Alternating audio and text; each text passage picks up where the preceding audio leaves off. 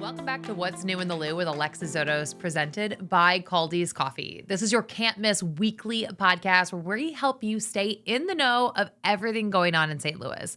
So that's the new restaurants opening, the can't miss events, but most importantly, the people that continue to make St. Louis the best place to live and visit. Now stick around for the end of the episode because we're going to give you a calendar of events so you know exactly what is happening this week all around the St. Louis area.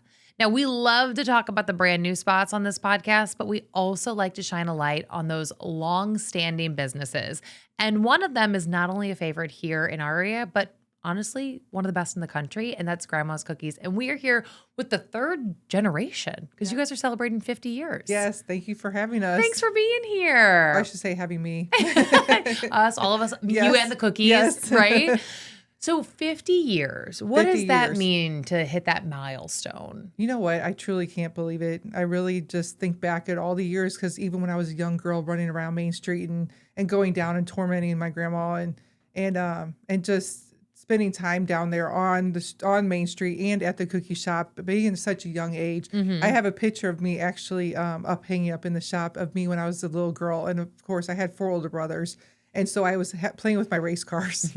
I know it sounds really bad because I'm like, where was my Barbie dolls? But I was playing with my race cars on the front step of the cookie shop. And little did that indicate that one day I was going to be the owner of Grandma's Cookies. And even though, like I said, I grew up with the cookie shop and I know the ins and outs of it and everything about it and been a part of it for so long, it's just a surreal moment that here I am part of, I guess, history. It really is. I mean, it's one of those places that holds such a strong memory for so many people, not only in the greater St. Louis region, but specifically in St. Charles.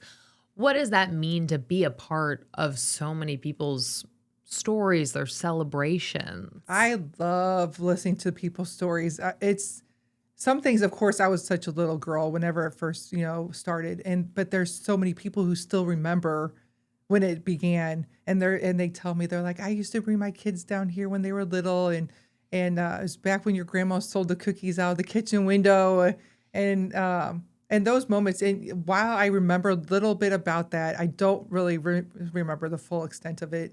But they were just thinking, or they just say, how wonderful Grandma was, and how she loved on their kids, and it was just such a beautiful soul. And just to hear those stories, it makes me want to continue with that tradition and to give people that today, the same feeling that they had back then. Yeah. So let's walk it back 50 years. Give us the origin story. How did Grandma's Cookies get started? So Grandma, her name was Charlotte Thompson. And I guess, while we're talking about it, I can just tell you, and I know this is a long story, because when people come into the cookie shop and they're like, oh my gosh, you look just like your grandma. Okay, technically, Grandma is not my blood-related grandma. She is my uncle's wife's mom. Uncle's wife's mom. Okay, got it. But with my mom having a shop on Main Street, with all my cousins calling her, who were her grandchildren, calling her grandma, she was my You just called it too. She was my real grandma's good friend. They were in the same. They called them the Wows. They were part of the same group, and they traveled. Did like tours. So in that aspect of it, I didn't know her as being anything else. And it almost broke my heart into a million pieces when I found out that she truly was not my blood grandma, because she was at she was at family functions and birthdays and things like that. I'd never, ever imagined she was not part of, right. Well, what do you want to say? Blood related. Yeah. So like I said, when people come in, I don't have time to tell them the story. So I just say, yep, we do. We had the same smile. And so in that aspect, and I told her one day when I talked to her, I said, I just never realized I was not your real granddaughter. And she said, oh, sweetie, she's like, you are, like, don't ever think that you're not. And so I just continued to call her grandma. She continued to call me her granddaughter. And because when people come into the cookie shop, they're like, oh, who's that? And she's like, oh, that's my granddaughter, so it just continued to be on like that. And not all blood has to be family, right? Oh, of course. Or whatever, however I they knew say what you that. meant. Yes. However they say that. But I think that, where were we going with this? Now that I just went off How she got started as Grandma's Cookies. So when Grandma started, she started off as a clothing shop. She made dresses for mainly women. And when kids would come in with their parents or with their moms mainly, she was wanting to give them something to keep the kids preoccupied. Mhm. And I think that what ended up happening is that so many kids were coming in, grabbing a cookie, but then their parents were like, "Hey, grab another one." So she heard the whispers, like, Sure. "Oh, you want another one, don't you?" And she was just giving those away for free. Mhm. And that was fine. She was fine with, if you wanted one too, she wasn't going to get mad at you taking one as a parent. And so, but she thought to herself, she's like, why only make this available for the kids to have? I'll still make them and I'll put a little jar out next to the cookies. And if you want one, then drop 25 cents into the bowl, Sure. 25 cents. I mean, really, come on. I Right. guess maybe 25 cents back then may have been something, but, so she just continued to do that. And so people come in, not to look at the dresses, just Just come for in the to grab cookies. cookies, drop their money in and leave. I think it took her a little bit to realize like, hey, I'm making more money on these On the cookies cookies. than I am with these dresses. So she started making the cookies and selling them out of her kitchen window. And then, but like with us today, we keep on baking. If we're running behind, we bake more. But with her, what she baked for the day was what she baked for the day. Sure. So she was done an hour after she opened, 2 hours after she opened, that was it. So she did that for some time, and then she opened up the storefront. She lived upstairs of the building, and then she opened up the storefront. It was, I guess, it all started in 1976 when she was doing the cookies, but I'm not sure exactly when the storefront opened outside of the kitchen window. So then she just continued doing all that for many, many years. It was I want to say late 1990s into the early 2000s that she was wanting to retire. And she had, kind of asked around if anybody wanted to take it over. And I thought, I know the ins and outs of the cookie shop. So does a lot of the other cousins too. But they're all different spots of their life. And I thought, I can do this. It's something familiar to me. I know, Main Street so well. And it just kind of slid right into Yeah, taking did over. you I mean, was that you mentioned kind of having those memories as a kid being there. Did you ever see yourself taking it over, or did that sort of just come about in sort of a natural way? No, I just saw myself eating them constantly. It was, to run in, grab a cookie, and then just be on your way and running down the street. But I never thought as a child or even as a teenager that one day I did work there forever and ever. I was probably about 10 when I started to work and actually get paid. I got paid $15 a day. I thought that was like, winning the lottery. Right. And, but I was working there until I was probably 15 to 16. I told grandma, I'm like, I want to go do something else, and she was like, oh, go do something else. And so I did. And then I was like, but it was never the cookie shop. Something always was drawing me back. But just to take over and to follow in the lines of, grandma. And then also with my Aunt Nancy, who also helped. Aunt Nancy was her daughter, my aunt. And just following their footsteps and seeing how they ran the business and stuff, I picked up a lot of, I think, great qualities that they presented. How has it grown since you've taken over? How has it evolved into where you guys are today? I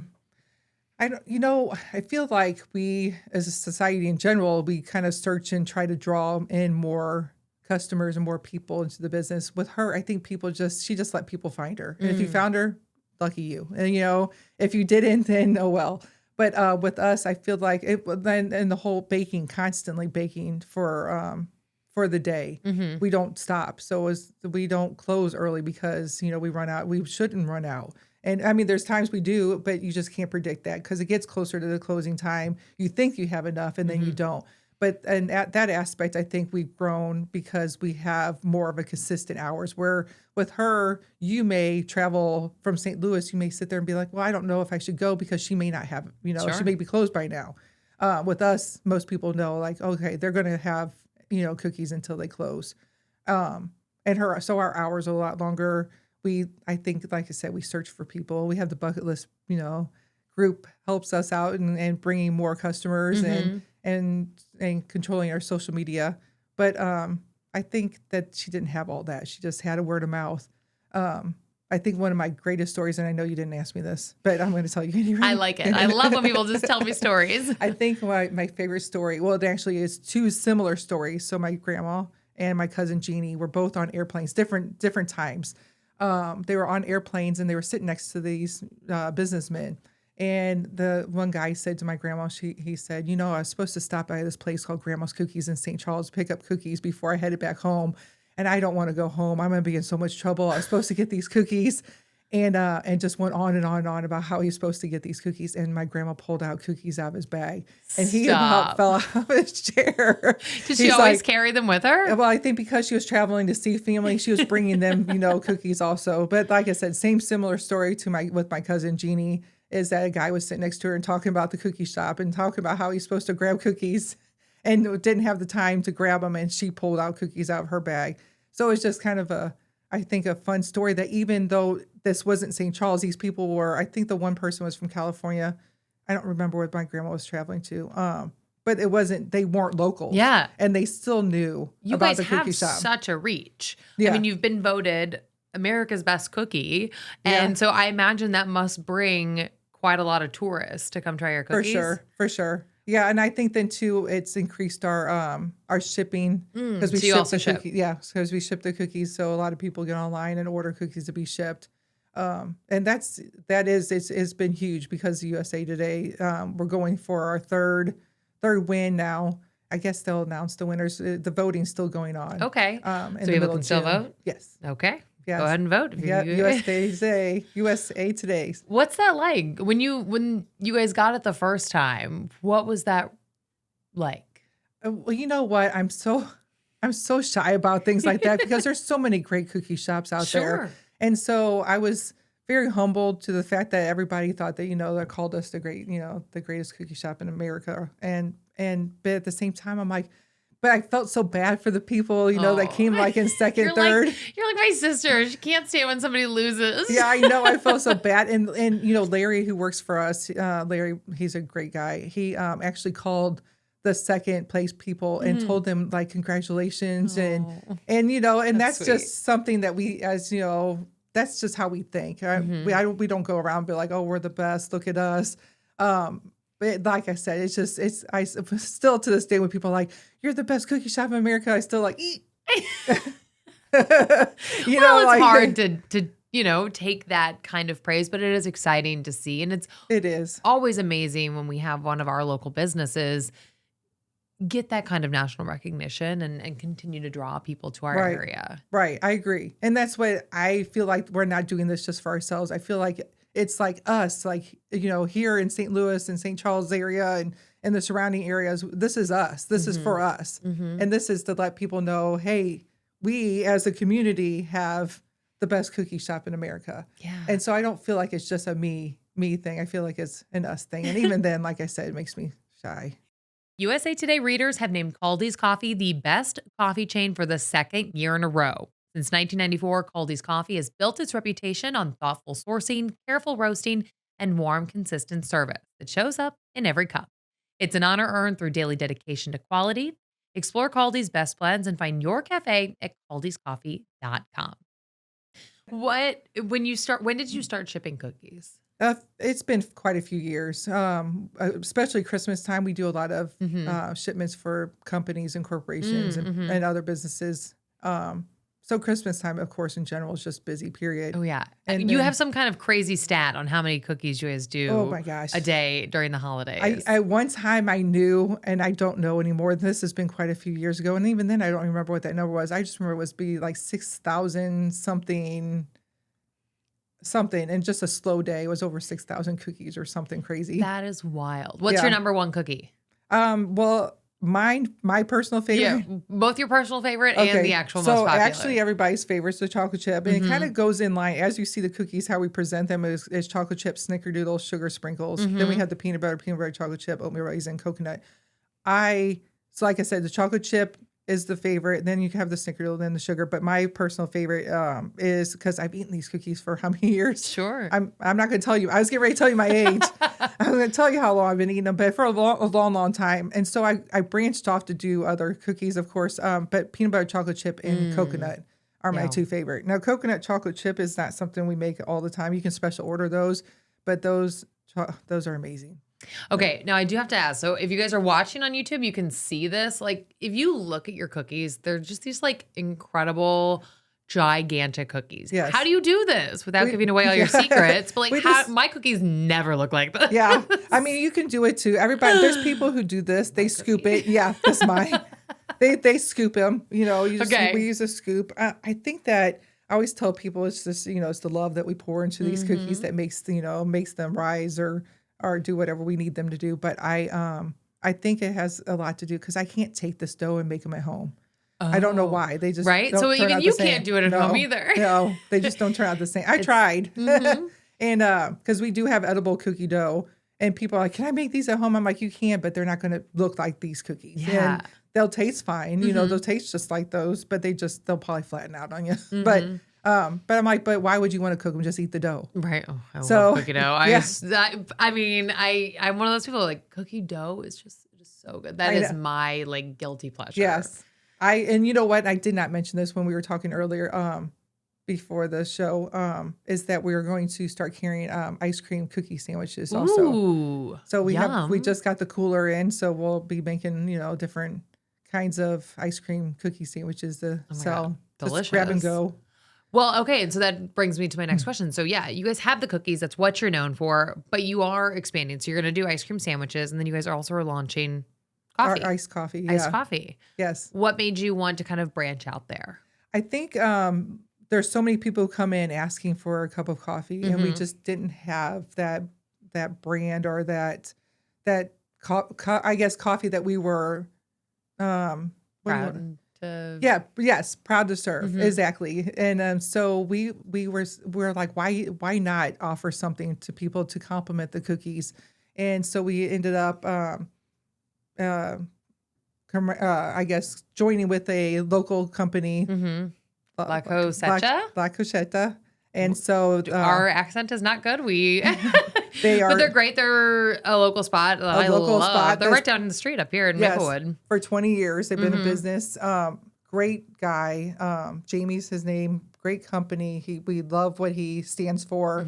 And so when we met him, we knew that this was who we were going to use. So specifically just iced coffee? Yes, just iced coffee. Nice. Well, and hot coffee. So we will brew hot coffee and then, but also have the iced coffee. Amazing. And so we have, we called it our old church. Oh gosh, this is something new still. So Old Church House is what our brand is. Oh, cool. And so we're using his coffee, and then we're going to have, we just came up with these names today for the flavors. We're only offering 3 different flavors because we want to keep it simple, but yet we want to do what we do well. So we're doing vanilla cream, a buttery caramel, and a chocolate mocha. Yum. So yeah, we tried them all, and that's the kids that worked there for us before, because today's are kind of our launch day on that. And the kids, they'll be up to those days that work for me. Every time I walk in, I'm like, oh, you already got your iced coffee. They're like, they are so over the moon for them. Oh, good. Which is great because I feel like they're one of the main markets that we're trying to shoot for. And they know, they're up with all the times, but it's not like me, like an old lady, but so it complements the cookies well. And Can I you feel get a like cup of milk? Yeah, That's what you can. We do have milk. That's what I want with cookies. Yes. Is a cup of milk. That's like the only time that I will drink milk Is is with cookies. Yeah. It's like I don't like milk. I'll put a little bit in my coffee here and there. But other than that, I tell my husband, I'm like, well, I have to make some cookies if I'm going to get any calcium today. Yeah. If I need some milk in my life. That's great. Just No, like we a do nice have milk. cold cup of milk Yep. with cookies. Oh, We have like that. perfection. So you're good. Yeah. So you'll be good at our place. In addition to, obviously, you mentioned the favorites, you guys also do a monthly cookie. Yes. So you guys are always kind of switching things up, adding something new. What's this month's monthly cookie? So the cookie of the month this month is our orange creamsicle. And so it's very zesty orange. It's got white chocolate chips in it. It's rich. I have a very, my palate, I can take that normally, but this is very rich. So I normally can only eat like half of it, but that's fine because then it leaves me some for later. But it's very tasty. I'm not a huge orange person, but with these cookies, I'm like, they just taste exactly what they're supposed to be. They're supposed to remind you of your childhood, and they're probably one of our top sellers. How do you come up with the different flavors of the month?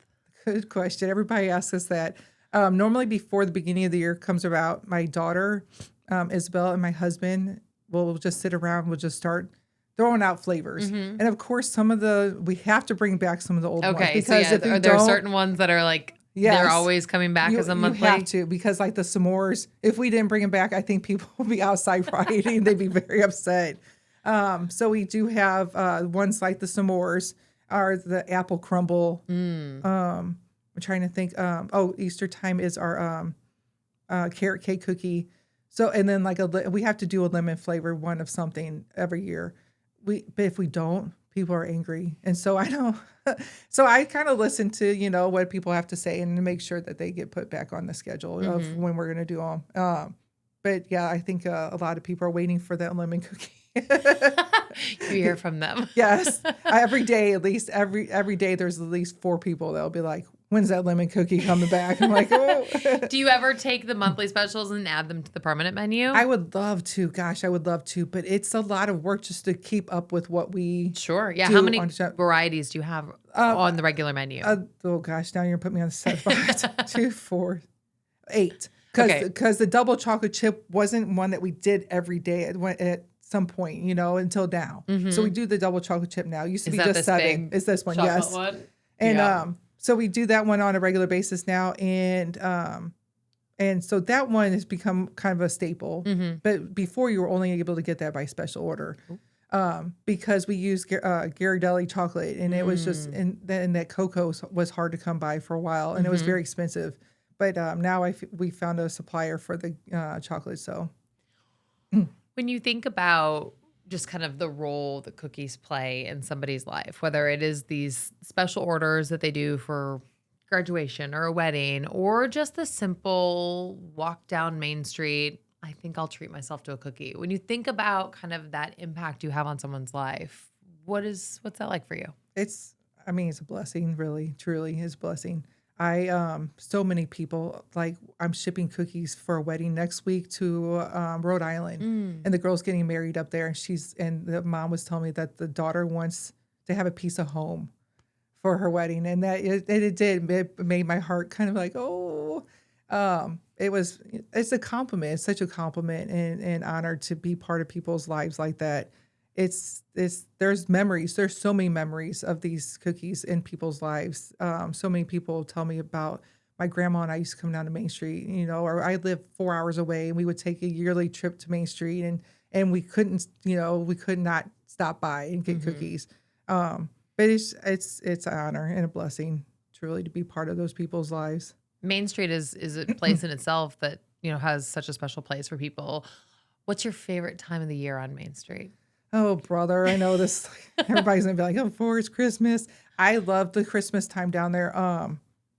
But it's crazy. Yeah. It's crazy. And I'm on little to no sleep during Christmas time, but it's all well worth it. So many more people are just, I would say they're so happy. It's just that time of the year that, brings out, I think people might argue on this one. I say that brings out the best in people. Sometimes I think that people are like, think it's the worst. They're like, it's the worst in people. But I feel like most people coming to the cookie shop are happy. And if they're not, they're leaving happy because they got a cookie. Yeah, exactly. Exactly. They come in hangry and we send them off happy. But yeah, it's Christmas time's great. I'm just such a spring and summer person, but it's beautiful down there all the time. I feel like, except January, February. When you've got to just like walk on the cold cobblestone. So it feels like being in a snow globe. I'm like, no. But any other time, I was gonna say I love just being down there. When you think about Main Street and sort of its draw for people, what do you think draws people to this, kind of little, you mentioned Slice of Snow heaven. Globe, but is this just like little Hallmark movie, Yes. if you will? Yeah, in real it life. is. Yeah, I would say that when there's people who stumble upon Main Street, they can't believe that this little slice of heaven is sitting literally right in the middle of town. And there's so many people. How many people do you think pass by there on 70 and have no idea that what they're passing by? If you're not from around here, you don't know. And I think that when people do actually find this treasure of Main Street, everybody falls in love with it. How can you not? The history, just the whole setup, the way the buildings look, and I like to say the way that, Main Street people in general, all of us, business owners down there, we're happy to be there. We love, love to meet new people and to have new customers and old customers. But there's just I don't know. I guess we're the nation's best kept secret. I don't know. You are that third generation celebrating 50 years this year. What does the future hold? Oh, brother. You're like, I'm just trying to get through today. I know. Well, so many people are like, are you going to expand? Are you going to expand? And as much as I would like to, I don't know. I often wonder, I've thought about the idea of expanding, but there's just that special, what we talked about with Main Street. I don't know if you had to find that. Can't replicate it. Somewhere else. Yeah. And that'd be hard. It'd be hard to do. And not only that, I just don't know if I want my attention and my energy to be drawn to multiple locations. And because I pour my heart and soul into this location, and so does everybody who works for me. I mean, they treat the cookie shop as if it was their own, and that too is hard to find. And that's something I feel like I can control easier because I'm here. So if I pick up another location somewhere else, it's I'm gonna be torn. Sure. But not saying that I won't. But for now, you've Yes. got to come to Main Street. Yes. And get those cookies. Or have them shipped to you. There you go. Okay, last question for you. If somebody is like, oh, I don't know, I can't decide, how do you help them pick out their cookie? So, I mean, we ask them kind of what they want. And if you want something more chewy or more, like I wouldn't say crispy because we don't really have crispy cookies, but, I'll, try to get their palate. But you know what, though? Sometimes we have a broken cookie sitting there. So, we'll pass it on and let them try it. I don't want people to come in and be like, oh, you guys give us any broken samples. cookies back there? You give us samples. Because then that can become a whole another ballpark, but the way sampling everything. But sometimes, like I said, there might be a broken cookie on the tray, and sometimes I may purposely break one just because I want you to be able to decide. Because for most people are not coconut lovers. I actually don't like coconut, but these coconut cookies. I'm not a coconut girl. No, I'm It'll not. change your world. Might change my mind. It's crazy. I mean anything coconut, I'm like ugh. But these coconut cookies, I'm like what? Okay, there's a selling point right there. You still might be like, no. But you won't know unless you tried it. And there's so many people who we've turned on to the coconut that they're like, I would have never bought it myself, And so, like I say, I accidentally break them sometimes just to give people a sample. And then maybe if it doesn't get eaten, of course, I'll have to eat it. Darn. Yeah. Exactly. Shucks. I was going to say, you don't get sick of them. I was going to say, at some point, owning a cookie shop, do you ever look at a cookie and be like, you can't eat a cookie. No, you can't even look at the cookies. I know. No. But you know what? I don't eat full cookies. I normally just eat this, and my employees hate me for this. Because I'll leave it just on, and when I walk by, I'll pick a piece off and eat it. And then I leave the rest of it sitting there. And they're like, really, Theresa? And I'm like, I'm sorry. But, but that's also my quality control. Because there's been times. Somebody's got to do that job. Right. Tough job. Because there's been times when people because these are all made by scratch. There's human error. We may forget something. We may add a little bit of too much baking soda, salt, whatever it may be. And sometimes I've come across where I've tasted something. I'm like, oh no, and I realize something's missing or something had happened. And so I guess thank God that I actually just taste them all. Well, if you ever need another taste tester, I'm happy to come lend a hand. Well, and I brought you plenty that you can sit there and just, sample away. I'm going to sample away. Thank you so much. Thank you. Each week, we end the episode with a calendar of events of things to do in the Lou. So let's dive into this week, June 22nd through the 28th. This is the final week of the Opera Theater of St. Louis. You can see Romeo and Juliet on Thursday, June 25th or Saturday, June 27th. Shrek at the Muni opens this Thursday, June 25th. Common Thread is a textile festival that's brand new this year, happening on Cherokee Street on Saturday, June 27th. The St. Charles Barbecue Festival in Newtown is happening Saturday, June 27th. And this weekend is Pride St. Louis with a full weekend of festivities in downtown St. Louis, happening Saturday and Sunday with the big parade on Sunday, the 28th. Now, if you have an event that you want to hear in our calendar, you can reach out to us on social media. You can find us on Instagram and on Facebook, What's New in the Lou podcast. Give us a like while you're there. And thanks as always for listening.